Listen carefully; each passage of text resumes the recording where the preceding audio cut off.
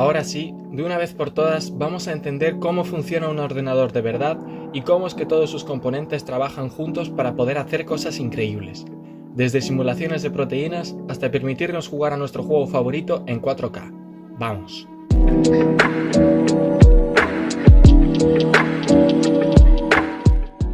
Antes de analizar los componentes, hace falta dejar unos cuantos conceptos básicos claros. Lo primero que hay que tener en cuenta es la velocidad del ordenador. Actualmente hay procesadores que pueden trabajar a 5.1 GHz. Eso quiere decir que hacen algo nuevo 5100 millones de veces cada segundo. Por lo tanto, hay que entender que estos componentes valoran mucho cada uno de sus ciclos y son muy sensibles a los cambios, ya que estamos hablando de intervalos de tiempo muy pequeños. Saber esto nos servirá más adelante en el vídeo. Otra regla que hace que los ordenadores funcionen rápido es la jerarquía de la memoria. Esta clasificación ordena las distintas maneras que tiene el ordenador de guardar los datos en función de su valor, guardándolos en un espacio rápido o en uno menos rápido. En la cima, siendo los más veloces, pero con tan solo una capacidad de bits, están los registros, pero los vamos a ignorar en este vídeo porque son un componente que se usa a nivel de los transistores, o sea que sería entrar en demasiado detalle. Así que para nosotros en la cima va a estar la caché, seguida por la RAM y por el disco duro o el SSD. No os preocupéis porque voy a explicar cada uno de estos en su correspondiente apartado. Solo es necesario que sepáis que el ordenador clasifica los datos de esta manera para tener acceso rápido a la información que más necesite y poder almacenar los datos de menor importancia en espacios seguros, ya que las memorias más rápidas se borran al cortarse la corriente. Y bueno, teniendo estos conceptos básicos claros, estamos listos para entender cómo es que funcionan los componentes. Empezaremos hablando de la parte más importante del ordenador, y la que tiene el mayor poder de computación, la CPU. La unidad central de procesamiento es el cerebro del ordenador, y haciendo justicia al nombre, ya que es la que realiza la gran mayoría de las operaciones para el equipo. Y aunque todos los demás componentes puedan parecer independientes y muy complejos por sí mismos, todos trabajan en función de la CPU y existen para mejorarla o para hacer otros trabajos de manera más eficiente. Las tareas que realiza el procesador pueden ser, entre otras, iniciar una aplicación, hacer que todos los mecanismos internos de un juego funcionen o ser el que controle a los demás componentes en cualquier otra tarea. La CPU está formada por 4 grandes bloques: la unidad aritmético-lógica, la memoria, los buses de entrada y salida y la unidad de control. La unidad aritmético-lógica, abreviada como ALU, es la que realiza todas las operaciones matemáticas y lógicas en el procesador. Esto quiere decir que está diseñada para resolver operaciones aritméticas como la suma, la resta o la multiplicación, y operaciones lógicas como pueden ser una comparación o funciones a partir de puertas lógicas como la AND o la OR. Esto último de las puertas lógicas es algo un poco más avanzado, pero basta con que sepáis que esta unidad es el verdadero cerebro del ordenador, y que todos estos sencillos cálculos se combinan entre sí para poder realizar tareas enormes. Y no os preocupéis si no entendéis del todo su funcionamiento interno, porque lo explicaré en detalle en otro vídeo dedicado a la CPU. Sigamos. La memoria del procesador se llama caché, y es la que está en la cima de la jerarquía de la memoria, como ya mencioné. Esto significa que es la manera más rápida que tiene el procesador para acceder a la información que necesita guardar o leer, pero obviamente dicha memoria tendrá una capacidad muy reducida. Actualmente la caché suele tener unos 8 o 16 MB, aunque esto no suponga un gran problema, ya que la ALU no necesita tener a disposición muchos datos, y también porque la caché es muy cara de fabricar. En realidad existen 3 tipos de caché: L1, L2 y L3, siendo L1 la más reducida y más rápida de acceder y L3 la más grande y lenta. Esta memoria es utilizada para guardar datos que la ALU vaya a necesitar pronto o que utiliza a menudo. Por ejemplo, si la máquina sabe que va a tener que hacer muchas operaciones con el número pi con 10 decimales, lo que va a hacer es guardar la constante en la memoria L1 para no tener que buscarla en otras memorias a las que tarde más en acceder, y así poder hacer muchos más cálculos de manera más rápida. Los buses de entrada y salida son simplemente las vías por las que va la corriente en los circuitos, los equivalentes a cables. Su función no es más que comunicar los distintos componentes, pero aún así son bastante complicados de organizar para que todo funcione en orden.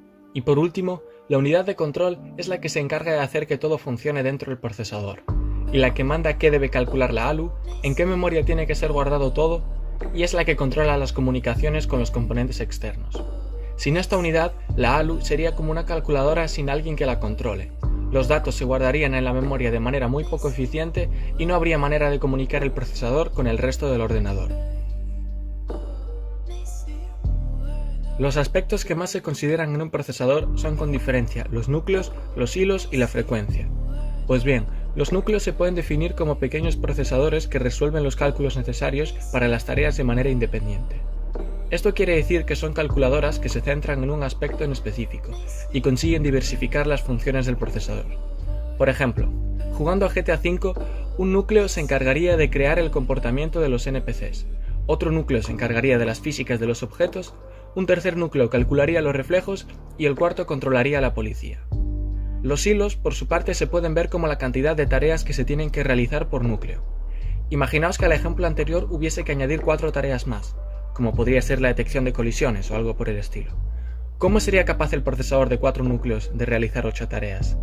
Pues bien, sabiendo que en el ejemplo anterior corresponderían 2 tareas a cada núcleo, primero se va a procesar una parte de la primera tarea y luego una parte de la segunda, otra parte de la primera y otra parte de la segunda, sucesivamente en cada uno de los 4 núcleos. De manera que el procesador consigue realizar las 8 tareas dividiéndolas parte a parte en cada núcleo, para que así el juego pueda funcionar con todas sus características. Esta mejora se conoce como hyperthreading, y obviamente conlleva que el procesador se ralentice, pero es capaz de cumplir las 8 tareas, que es lo que importa. Y lo anterior era un ejemplo, no es que GTA V funcione así.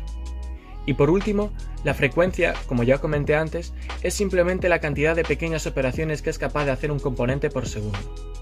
Esto también se aplica a todas las demás piezas de un ordenador. La frecuencia de los procesadores se suele medir en gigahercios, lo que significa 1000 millones de ciclos por segundo. Es decir, si un microchip trabaja a 3.5 GHz, significa, como os dije antes, que hace 3500 millones de ciclos por segundo. En este aspecto está claro que cuanto mayor sea la velocidad o frecuencia, mejor será el rendimiento, ya que serán más cosas en cada segundo. Pero por muy compleja que sea la CPU, no sabrá qué hacer por sí sola, y es entonces cuando entra en juego la RAM. La memoria RAM es uno de los componentes más necesarios del ordenador. De hecho, su existencia es vital para que el procesador pueda trabajar, ya que es de esta memoria de la cual la CPU recibe órdenes.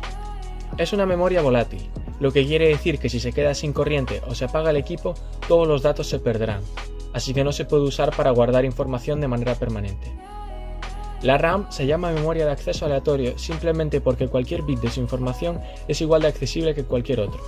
Es decir, se tarda lo mismo en acceder a todos los puntos de la memoria, no como en un disco duro, por ejemplo, en el cual habría que esperar a que el cabezal y el disco se colocaran en el espacio requerido. Es un componente tan importante porque es donde se cargan todos los datos que se tienen que procesar y los ya procesados.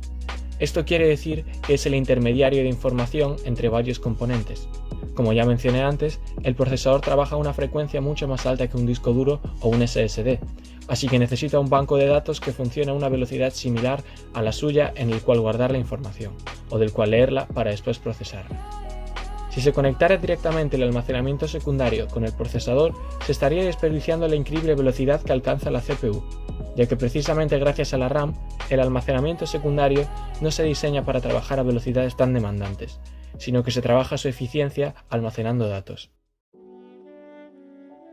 La RAM también sirve para almacenar datos que el procesador pueda necesitar.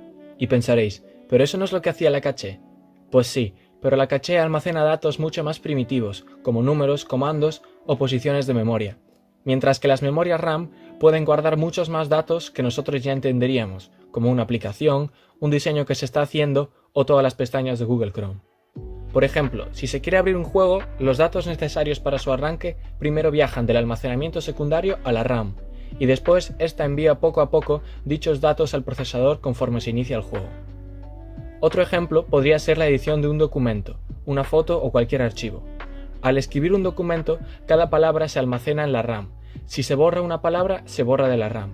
Y es solo cuando se guarda el archivo cuando éste pasa al almacenamiento secundario. Esto es así porque es muy poco eficiente que un simple documento esté saturando el almacenamiento para escribir y borrar letras. También es necesario mencionar que cuando se arranca el ordenador, después de varios protocolos, el programa de inicio del sistema operativo primero se carga la RAM y esta da instrucciones a la CPU de qué es lo que hay que hacer durante el arranque. Existen varios tipos de RAM, como las DIMM, las DRAM y otras tantas que ya entraron en desuso, pero las que se suelen utilizar en ordenadores personales son las DDR, actualmente las DDR4, y un ordenador común suele utilizar de 4 a 16 GB de memoria RAM. Bien, ahora sabemos que la CPU es la que hace los cálculos, y la RAM guarda todo lo imprescindible y es la que controla la CPU. Pero, ¿cómo sabe el ordenador qué tiene que haber en pantalla? El siguiente componente de vital importancia para los ordenadores de hoy en día es la GPU, o unidad de procesamiento gráfico.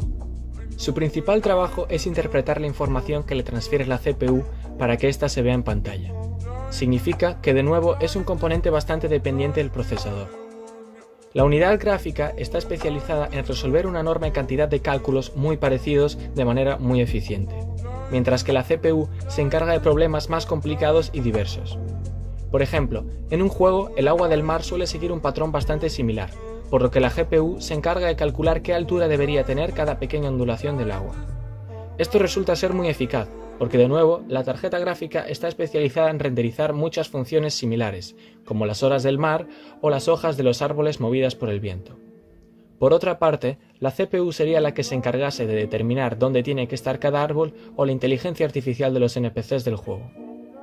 Otro ejemplo combinando ambos componentes.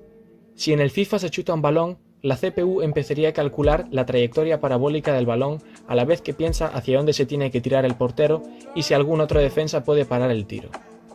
Mientras, la GPU, fotograma a fotograma, dibujaría lo que la CPU le diga, de manera que juntando todos los fotogramas se vea cómo el balón sigue una trayectoria y cómo el portero intenta pararlo. Además de eso, se encargaría del público del estadio y de otros elementos decorativos, pero lo difícil de esta tarea es que necesita imprimir muchas imágenes por segundo en alta calidad. De nuevo, se puede notar que la CPU se encarga de tareas complicadas y variadas, mientras que la GPU hace tareas sencillas una gran cantidad de veces y dibuja los objetos en las coordenadas que la CPU le indique. En cuanto a la arquitectura, los procesadores suelen tener unos 4 u 8 núcleos, mientras que las GPUs tienen miles y miles de núcleos dedicados a los gráficos. Creo que es bastante evidente que los núcleos de ambos componentes no tienen nada que ver entre sí, pues los de los procesadores, ya lo digo por cuarta vez, resuelven problemas complicados eficientemente, mientras que los de las tarjetas gráficas son capaces de hacer operaciones matemáticas concretas de manera rápida, pero obviamente no cuentan ni con caché propia ni son tan complejos. Es por esto por lo que se dice que las GPUs tienen una arquitectura en paralelo, porque cada núcleo hace sus sencillos cálculos sin tener en cuenta los demás, mientras que por otra parte se dice que los procesadores tienen una arquitectura en serie, porque la información está relacionada con varios núcleos. Los discos duros o los discos de estado sólido se utilizan para almacenar datos de manera permanente, no como la RAM, o sea que si el equipo se apaga, los datos se siguen conservando sin peligro. Están precisamente diseñados para guardar una gran cantidad de datos y ser eficaces gestionándolos, ya que es lo único que deben hacer. Los discos duros o HDDs utilizan un disco como medio para guardar los datos. De manera resumida, estos discos están llenos de pequeños huecos en los cuales se puede guardar un bit, o sea, un 1 o un 0. Estos huecos, llamados clústeres, en realidad almacenan una polaridad, positiva o negativa, que se les transfiere mediante el cabezal. El claro inconveniente de este sistema de almacenamiento es que está compuesto por partes mecánicas que tardan en moverse, aunque el cabezal se mueva a 130 km por hora, pero sigue siendo lento cuando se trata de ordenadores, como os expliqué en el principio. También son más frágiles que los SSDs, ya que cuentan con dicho mecanismo de partes móviles. No quiero entrar mucho más en detalle, porque pienso hacer otro vídeo explicando cómo funcionan los discos duros y los SSDs por completo. Los discos de estado sólido, por su parte, están compuestos por muchas memorias flash que se utilizan para guardar información. De hecho, estas memorias son las pequeñas unidades que prácticamente forman la SSD por completo. Las memorias flash son una matriz de MOSFETs de puerta flotante. Esto en resumen significa que la información se agrupa en pequeñas cuadrículas en forma de unos y ceros. El valor binario es capaz de quedar guardado en esa casilla gracias a un pequeño transistor. Todo este sistema de tablas y casillas es gestionado, leído y escrito por una unidad de control. De nuevo, sé que esto suena complicado, pero lo explicaré con más pausa en el vídeo que os mencioné. basta con que sepáis que las SSDs tienen la capacidad de acceder a cualquier parte de su almacenamiento con la misma velocidad, como las memorias RAM, y que consiguen almacenar sus datos mediante un circuito de transistores, y no a través de un disco con piezas móviles, como en un disco duro. En principio ya tendríamos nuestro ordenador funcionando, con un procesador, memoria RAM, una tarjeta gráfica y con almacenamiento. Pero ¿y cómo se comunican todos estos componentes? Ahí es donde entra en juego la placa base o placa madre. El trabajo de esta es conectar de la manera más eficiente los componentes entre sí. Por eso es que están prácticamente llenas de buses, que como ya mencionamos son los cables que usan las placas. También contiene otros componentes sencillos, como controladores de voltaje, condensadores y etc. Pero además de comunicar los componentes sin que nada se queme, tienen ciertos circuitos integrados que se encargan de hacer funcionar los canales de audio, de controlar la conexión Wi-Fi, el Bluetooth y todas las cosas que tenga un ordenador que no controle ya la CPU. Ahora que nuestro ordenador está perfectamente ensamblado y todo funciona, hay que alimentarlo con la energía correspondiente.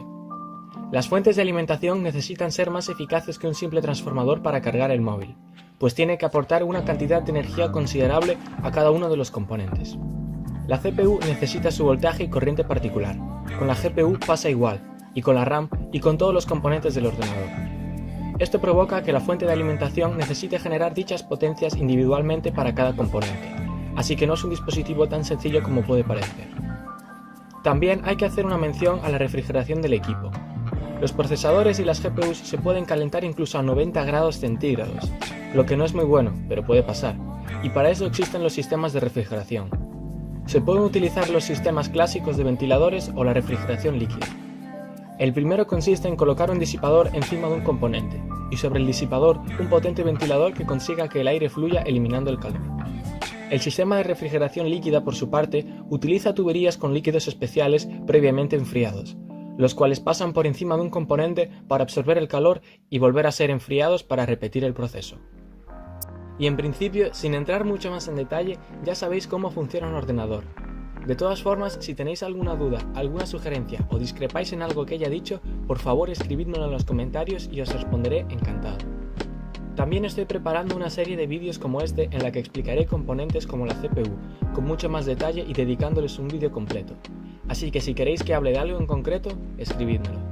Este vídeo me ha llevado bastante trabajo, así que si os ha servido me podéis apoyar dándome un like y si os interesa más contenido como este, considerad suscribiros. Y lo más importante, espero que nos veamos muy pronto. Hasta la próxima.